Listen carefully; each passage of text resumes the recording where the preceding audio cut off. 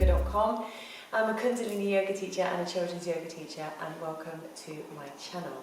So today I'm going to talk to you about when you have an angry child.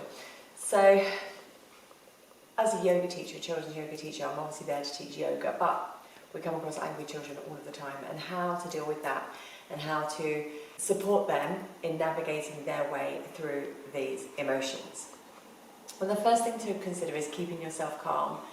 When anyone is around you who is angry, keep yourself calm. Keep your body language very open, so don't cross your arms. Keep yourself open and keep your voice as calm as possible. If it's appropriate, give them some space. So sometimes an older teenager might just need to have half an hour listening to some music or some space away, but give them some space to process this emotion. Ultimately, this anger needs to come out. No matter what's caused it, no matter what situation you're in, this anger needs to come out. So provided that they are not harming themselves or harming anybody else, then allow them to process this emotion. And don't undermine their emotion. It's relevant, regardless of what's caused it, regardless of what your opinion is on this anger. They are feeling it and they're experiencing it. So allow them to do that. Allow them to process the emotion and go through the emotion. So keep yourself calm, give them space if appropriate, allow them to process this emotion. Resist asking too many questions. If you're in the midst of anger, sometimes you just can't explain it. And it's very much the same for children. They feel the anger, but they don't want to talk about it. They can't explain it. They can't reason it. So avoid asking too many questions, because ultimately it doesn't matter too much. They just need at the moment to get the anger out and to be able to come to a calmer place where they can then think clearly. But during the process of anger, there isn't going to be any clear thinking.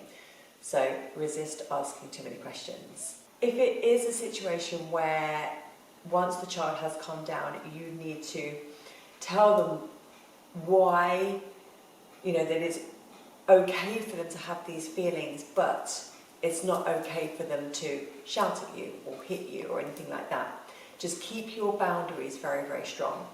Be very clear, be very kind and caring that it's okay for them to feel anger, and anger will come up time and time and time again, but it isn't okay for them to react the way they did to you. Just make that very clear and make these boundaries very strong.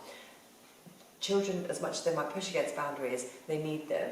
They need them to feel safe. They need them to feel cared for and considered. So just keep your boundaries really, really strong when you're explaining to them why. Ultimately, don't think anger is a bad thing. Yes, if your child has a tantrum in the store, it can be a little embarrassing. If, as a teacher, you walk into a class and there's a child having a meltdown, having an anger issue, which could trigger other children or can certainly disrupt the classroom, these things are all part of humans living and working together. It's not a bad thing. It comes out, it needs to come out, it's an emotion that we are here to experience. Other people witnessing these emotions, other children witnessing somebody having an anger issue or a tantrum, let them witness it, let them see it, let them see how you manage it and how you cope with it and deal with the situation. And always deal with it with love, kindness and care. I hope these points have helped you. Please feel free to leave a comment if you have any other things to add as well, and let's support each other in supporting the children. So.